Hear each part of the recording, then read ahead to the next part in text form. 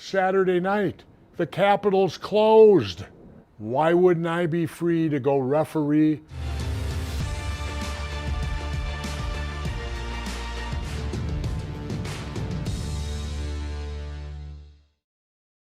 A close friend of mine basically looked at me, smiled, and used the old cliche, take the money and run, because 10 years from now, nobody's gonna remember it all. And that person was correct. So I took my initial heat for it, but I didn't run from it because I came from wrestling. And why should I hide from the fact of wrestling?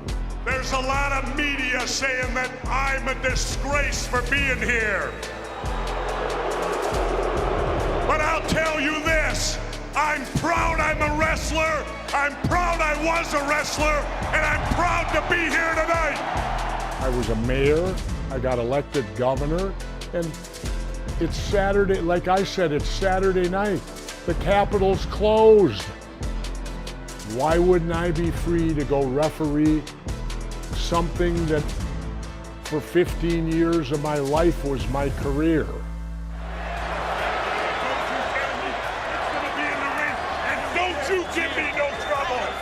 Well, it was nice to know this time, generally speaking, I wasn't going to end up getting thrown to the mat.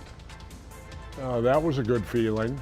And plus the opportunity to be able to perform and interact with three of the greatest of all time. The ovation for the rattlesnake, absolutely deafening. This is what SummerSlam is all about. And here we go, the triple threat match on the line. Triple matches like this never occurred in my career. Having three guys in there and one guy's gonna win, that was pretty alien to me. The weird thing for me though, refereeing. Helmsley. Oh, Helmsley got a 10-man tie. It'll be over right here. Where's the cover? Ventura's not counting. Look at Jesse. Ventura says, hell no. You're not gonna win it that way. Jesse rules.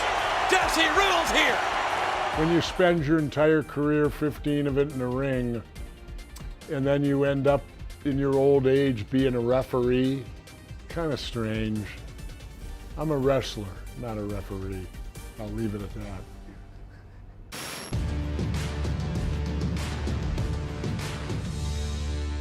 Vince McMahon calls me in his office. He says, Tatanka, I got a great idea. When he ran it by me, of course, at that time I was a babyface and doing fantastic. I was on that undefeated streak. I selling with merchandise, selling out of all my merchandise, and that's when Vince started talking to me about being the true American, the Native American, and Lex Luger was calling himself Made in America. Well, we want you to truly show him who the true American is, and that's where it came that I was joining forces with the $1 Million Man, Ted DiBiase. So it started with Vince McMahon and myself talking at TV.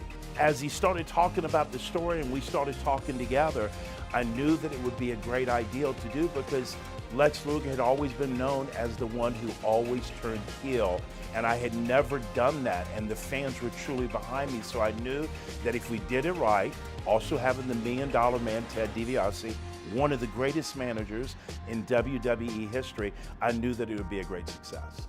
You had a guy who was a known superstar in the world of wrestling, and I'm looking here, you got a guy that's in tremendous condition. Lex was always looking phenomenal. So I knew that it would be a great battle in the squared circle, but it was the storyline.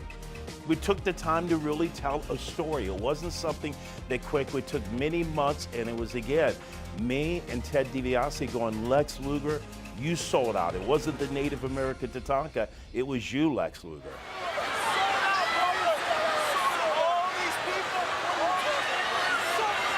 I looked at our people were the first people here. Lex Luger was saying that he was made in America. He wasn't made in America, it was us.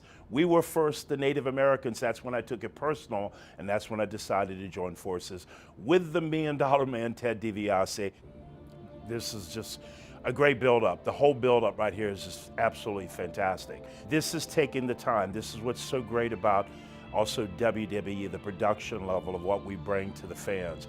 right here taking the time, the money bag being kicked out of Ted DiBiase's hands, me coming behind and attacking Lex Luger. People they weren't sure that I was making the turn, but if you could see right here, one of the biggest things I was taught, that when you make a turn, you have to really make that baby face pay. And if you see, we really beat Lex down that day.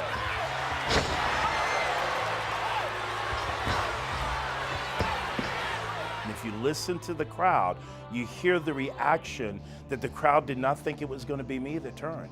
And when I turned, the people really got upset. We really truly had heat. It's hard to see that nowadays. It's tremendous to talk to the fans and see how many of them walk up to me and they'll go, "You sold out." And he told me, "I had your Hasbro action figure. I threw your Hasbro action figure away. I had your poster. I ripped it off the wall. I got rid of your Tatanka t-shirts." But then I looked at him and I go, "Guess what? It worked. We entertained you."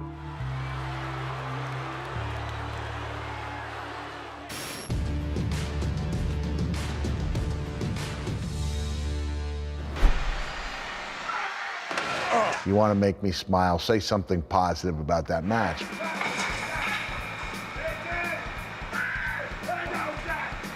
To the best of my knowledge, the first of its kind.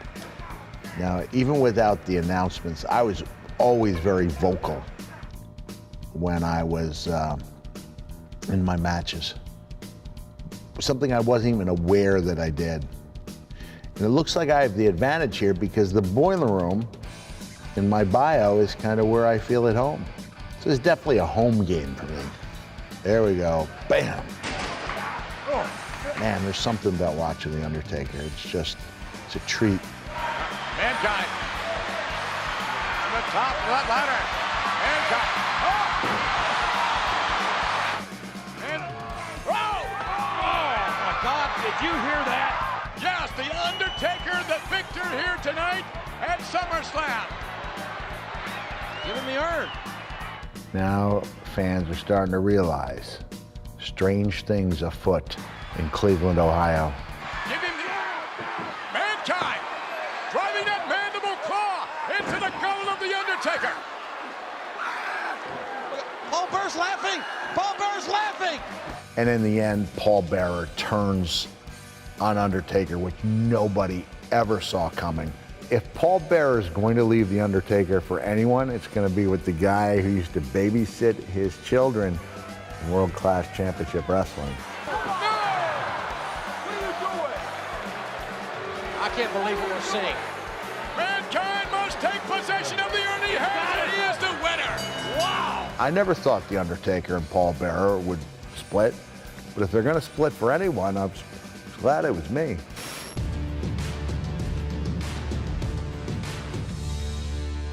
Head Shakers came in obviously to WWE and, you know, made a good presence right off the bat. They're two big guys that could move extremely well, and, you know, they were a very formidable team. Bam Bam was a really good wrestler too. For a big guy, he could move really well. He came off the top ropes. I probably wrestled against Bam Bam more than I ever did, you know, as his partner. But yeah, he was an outstanding talent.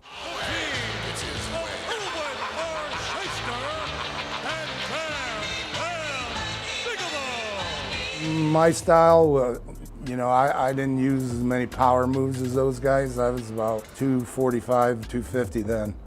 And I would try to utilize my speed as opposed to, you know, their size. What was it like teaming with Bam Bam? It was like an odd couple. Yeah, it was interesting for sure. I mean, if you're looking at it, it's going to be different because, like you said, the different styles of the outfits and the Bam Bam with the tattoos and everything. But once that bell rings, if the guys can work in there, they can make the match work as well. Can you believe they just hit Lou Albano? Oh, can you believe Bam Bam Bigelow just did that? Yes, hey! Office in there. What's going on with you? Yeah, there was a little chaos in that finish for sure. That's what you do. If you're opening the show, you want the people off, you know, to get off their seats and get into the show right away because you are setting the tone for the night. which I think we did a good job because you see people standing in the audience as we're leaving, and it was a lot of action-packed match as well. I think we did set the tone good.